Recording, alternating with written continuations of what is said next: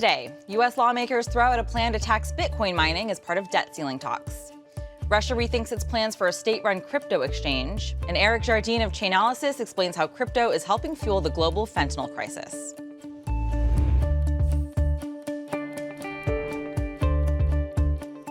Welcome to CNBC's Crypto World. I'm Tanea McKeel. Digital currencies trading slightly higher to kick off the final week in May. Bitcoin up about 0.1% and over the $27,000 mark thanks to the tentative deal in Washington to address the debt ceiling. On Monday, it briefly passed $28,000 for the first time since the beginning of the month. Ether on Tuesday, meanwhile, topped the $1,900 level, while Solana was also on the rise, jumping to $21.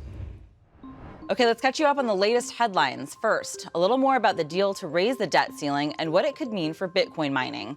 It appears the Digital Assets Mining Energy Excise Tax, also known as DAME, has been removed from the debt ceiling agreement. DAME, originally proposed by the White House in early May, called for a 30% tax on Bitcoin mining energy use. Ohio Republican Representative Warren Davidson tweeted the full text of the updated agreement Sunday and confirmed that the deal blocked the proposed tax. Next, prosecutors have shot down Sam Bankman-Fried's calls to dismiss some of his criminal charges. Earlier this month, SBF's legal team asked for most of the charges against him to be thrown out, arguing that some were improperly added after he was extradited from the Bahamas. At the same time, his lawyers did not ask for securities fraud and conspiracy charges to be thrown out. Well, federal prosecutors just responded to the motion, calling the request for a dismissal meritless. Oral arguments in the case are set for June 15th. Finally, Russia is apparently giving up on its plans for a state-run crypto exchange. Anatoly Aksakov, the head of the government's Financial Markets Committee, told Russian news outlet Izvestia that lawmakers were giving up on the plan. Instead, they'll reportedly create new regulations for private firms to carry out cross-border transactions. Now, Russia's use of crypto has been a major concern for governments around the world. Some say the technology can be used to skirt sanctions placed on the country after its invasion of Ukraine. One other illicit use of crypto getting renewed attention, its role in helping finance the global drug trade. Chainalysis is out with a new report tracking how sellers of fentanyl moved millions of dollars in crypto. For our main story, I spoke to Jardine, the cybercrimes research lead for Chainalysis, to find out just how big the problem is. So Chainalysis has this new report out showing about $38 million in crypto received by sellers of fentanyl. Walk me through the methodology of the research to start. And then I also want to hear from you about what makes crypto an attractive payment method for those sellers. Sure. At a methodological level, what we're doing is essentially tracing flows on the blockchain from one address to another address. And what we've overlaid on top of that is some attributions which identify who's sending to whom. And so in this case, the recipients are these China-based chemical precursor shops, which, as we identify in the report, are selling precursors to finished fentanyl products. Many of the features that draw illicit actors to using crypto as a payment mechanism are in spite of the pseudo-anonymity of the system. So there's this common misconception that criminals are going to be using crypto because it's impossible to identify who they are. And that's actually false. That the transparency of blockchains actually makes it very easy over a reasonable time frame to identify who's transacting with whom, as we've done in the report. And so the features that are drawing people to use this despite that transparency are essentially the ability to make significant and sizable cross-border payments that are censorship resistant and able to be done at scale. And so it's the same set of reasons that people would be using crypto to do large-scale transactions globally for legitimate purposes as well. Are these crypto assets, is it operating through DeFi exchanges or mixers? Can you walk me through how the crypto changes hands exactly?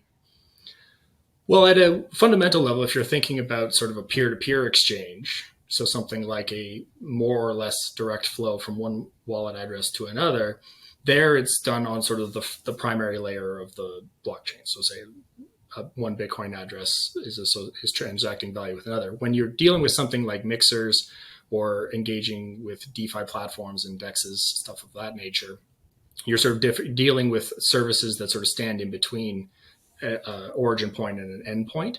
And so the precise mechanics kind of vary, but the idea behind mixers, for example, is to disassociate the chain that would be a value transfer from one point to another point. So that makes it a bit harder to trace those flows, a bit harder to, for example, determine who's transacting with whom. With DEXs and DeFi and with centralized exchanges for that matter as well, in some of these instances, they may be maintaining private order books, which would act as kind of like a well where crypto would be commingled, and then from there, the exchange or the DeFi platform might know which tokens are associated with which user, but it's no longer on chain at that point in many cases. Crypto was in a bull market in 2021. It was in a bear market last year. And then at the end of the year, we had the collapse of FTX, and there now are just much fewer people transacting with crypto post FTX. Has that slowdown in volume made it easier to track these crimes? And are they happening at a similar pace as they have been in previous years? So at the tail end of 2022, when we published our crypto crime report, sort of a summative document about the ebb and flow of these things over the course of the year, what we did find was that many areas of illicit activity were down for the year relative to, say, 2021. But overall, the total illicit volume that we observed in the year was actually higher than it had been at any point from 2017 onwards. And so we were at $20.6 billion of illicit flows. Much of that increase and much of that volume was associated with with sanctioning activity. So the Office of Foreign Assets Control sanctioning large entities, some of which are in fact involved with the fentanyl precursor distribution. And so I think that the bull market and the bear market cycles, they do matter for some crime types quite a bit.